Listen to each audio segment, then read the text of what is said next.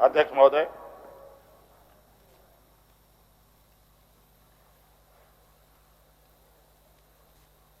आज जो षड्यंत्र का पैमाना है वो इस कदर बड़े उसके जो दायरे बने हैं, कानून के अंदर रह करके गैर कानूनी काम करना कैसा हो, ये कर किसी से सीखना हो तो इन लोगों से सीखिए और इनके संस्थाओं से सीखिए।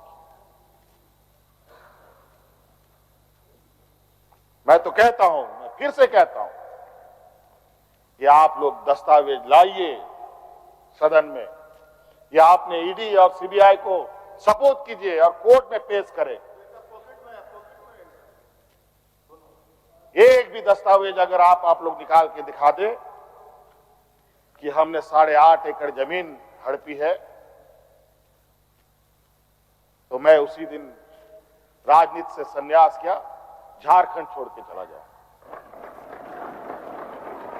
अब इनको नहीं मिला तो हमारे बीवी, बच्चों, परिवारजनों के खाता वही ढूंढने में लगे।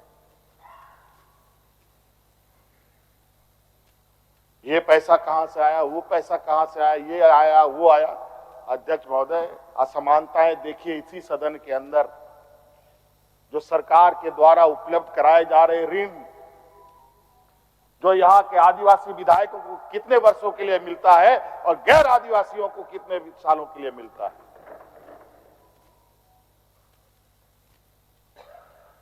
इस विषय पर गंभीरता से सोचने की आवश्यकता है। देखो, ये बहुत लंबी लड़ाई है। आज जिस तरीके से बड़ा मछली छोटा मछली को खा जाता है, सामाजिक व्यवस्था में भी यही कहानी है। एक बड़ी व्यवस्था छोटी व्यवस्था को खाने का हर बरकस प्रयास करती है। प्रभु राम का प्राण प्रतिष्ठा हुआ 22 जनवरी को। राम राज आ गया, पहला कदम बिहार पड़ा। बेचारा एक पिछड़ा वर्ग का व्यक्ति की क्या हद हुई आप जानते हैं। दूसरा कदम झारखंड पर पड़ा, एक आदिवासी मुख्यमंत्री को निगलने का प्रयास। क्योंकि इस आदिवासी मुख्यमंत्री के शरीर में हड्डियां कुछ अधिक है, इसलिए उस हड्डी को निकालने के लिए ईडी उसका डिसेक्शन करने में लगी हुई, ताकि हम कैसे इसको निगल जाए। लेकिन इतना आसान नहीं। गलती से गले में फंस गया तो पूरा का पूरा आंतड़ी फाड़ के बाहर। इस वजह से संभल के खाने का कोशिश कीजिएगा। इस वजह से अध्यक्ष महोदय, मुझे कोई गम नहीं कि मुझे आज ईडी ने पकड़ा। जिस तरीके से बंधुदा का सदस्यता लिया, ये आप चुनाव नहीं लड़ सकते हैं। हो सकता है मेरा भी यही आस करे। सत्ता लुलुपता के लिए हम लोग कभी नहीं आए अध्यक्ष महोदय। लेकिन ये बात मैं इस सदन में कहना चाहूंगा कि झारखंड मुक्ति मोर्चा का उदय झारखंड के मान सम्मान स्वाभिमान को बचाने के लिए हुआ है। और इस मान सम्मान स्वाभिमान के प्रति जो भी बुरी नजर डालेगा उसको हम मुंह तोड़ जवाब देंगे, चाहे राजनीतिक रूप से हो, चाहे कानूनी रूप से हो, चाहे वो किसी भी जंग मैदान में हो। ये हमारा संकल्प है। ना हम पीछे हटे हैं, ना हम लोगों ने पीठ दिखाई है अध्यक्ष महोदय। इसलिए अध्यक्ष महोदय, मुझे तो कोर्ट का आदेश है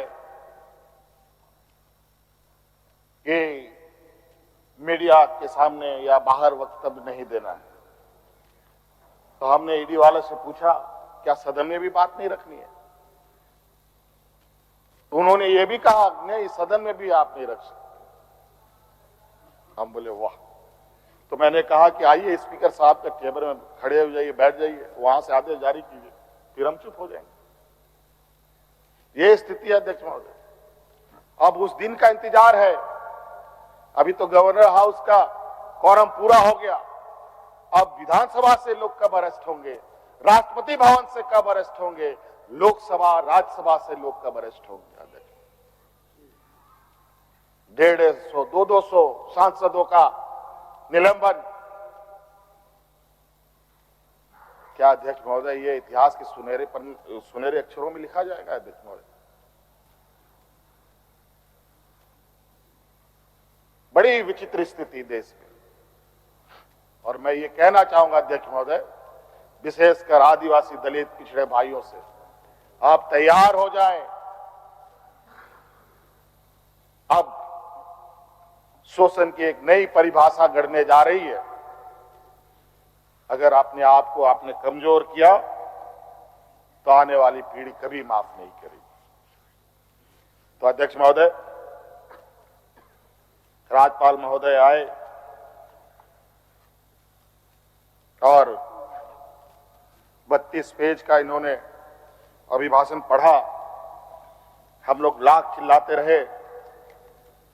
अध्यक्ष महोदय, अभिभाषण पढ़ के क्या होगा जब देश में लोकतंत्र ही नहीं बचेगा?